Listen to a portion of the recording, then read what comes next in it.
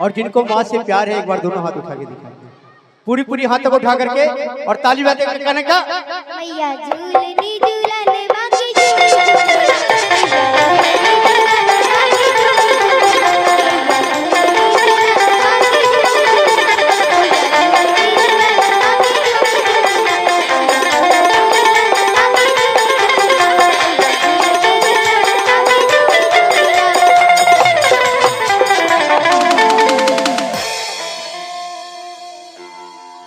बहुत बहुत धन्यवाद बेटा, बहुत खूब बहुत खूब। एक बार बच्ची के लिए जोरदार ताली, वैष्णवी के लिए बधाई।